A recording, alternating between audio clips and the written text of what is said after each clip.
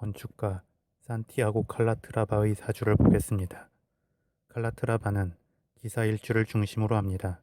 기사일주는 진흙밭을 뒹구는 뱀의 이미지가 있습니다. 진흙을 통해 기본적으로 몸의 습기를 보존하고 체온을 유지하게 됩니다. 그만큼 안락한 환경을 가진 일주가 됩니다. 기사일주의 일지사화도 정인의 기운이어서 나름 어머니의 품에 안긴 느낌을 주게 됩니다. 그런데 기사일주가 마냥 자리를 지키면서 안락함만 추구하는 것은 아닙니다. 일지사화의 지장간 안에는 병화정인, 무토겁재, 경금상관의 기운이 내재해 있습니다. 따라서 큰 틀에서는 정인의 기운이 작용하기 때문에 진득하게 베이스 캠프를 구축하는 시간을 갖게 되지만, 또 그러한 흐름의 이면에는 자신을 드러내고 싶은 마음과 주목받고 싶은 마음, 강한 경쟁심과 투쟁심, 욕심 등이 내재해 있습니다.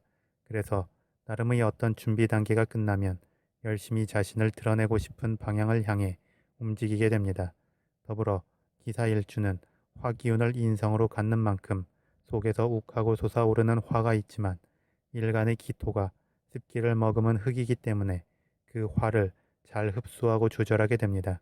그래서 기사일주는 기본적으로 차분하고 따뜻하며 포용적 느낌을 갖는 중에 가끔은 욱하고 한방의 화를 쏟아내기도 합니다. 하지만 다시금 본래의 차분함으로 돌아오게 됩니다. 더불어 일지 정인의 영향으로 포용하고 경청하는 힘이 강하지만, 지장간 안의 상관의 영향으로 자신의 생각과 마음을 차분하게 표현해낼 수 있기도 합니다. 칼라트라바는 이러한 기사일주의 특성을 중심으로 월지의 미토비견, 월간과 연지의 편관, 을목과 묘목, 그리고 연간의 신금식신이 위치해 있습니다. 월지비토는 일간의 기토에게 힘을 부여하면서 마음의 경쟁심을 더욱 촉발하게 합니다. 그런데 월지비토는 연지묘목과 지지반합을 이루어 목기운으로 변화하면서 비견의 경쟁적 마음이 적절히 자중하여 작용하게 됩니다.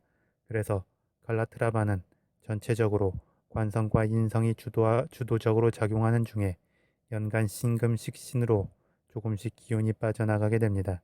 이는 갈라트라바가 큰 원칙의 울타리 안에서 많은 것을 흡수한 뒤에 다시금 자신의 전문성을 드러내는 느낌으로 나타나게 됩니다.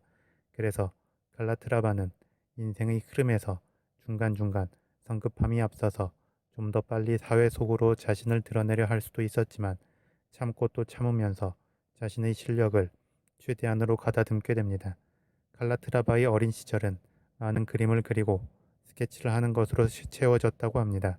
그 과정에서 자신이 그린 그림을 좀 더 실제적으로 구현하고자 생각을 하게 되어 건축을 전공합니다. 그런데 건축의 디자인적 요소만 가지고는 자신이 구상한 것을 안전하게 구현할 수 있을지 가늠할 수 없었다고 합니다. 건축에서도 공학적인 부분을 배우기는 하지만 칼라트라바는 더욱 장대한 구조물을 만들고 싶은 욕망이 있었던 듯합니다. 그래서 칼라트라바는 다시금 스위스의 츄리히 연방공과대학에서 토목공학을 전공하게 됩니다.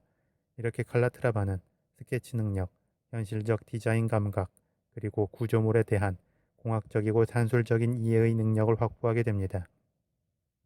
대운의 흐름을 보면 1982년 정제대운의 흐름까지는 계속 공부를 하면서 자신이 원하는 수준의 실력을 쌓습니다.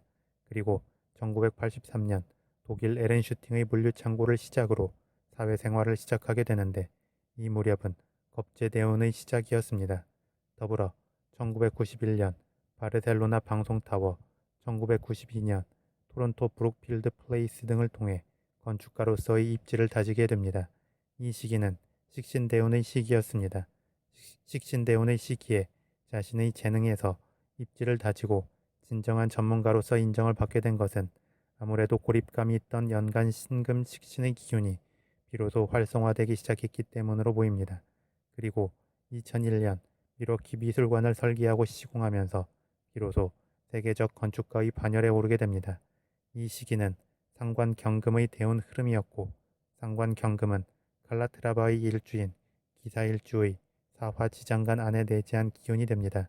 그래서 이 기운이 대운의 흐름과 더불어 솟아나면서 비로소 자신의 안정적인 울타리의 틀을 깨고 밖으로 나오게 됩니다. 칼라트라바의 작품은 교각이나 기차역, 공항, 미술관 등의 공공시설물들이 많은데 하나같이 독특한 디자인과 더불어 안정감을 줍니다.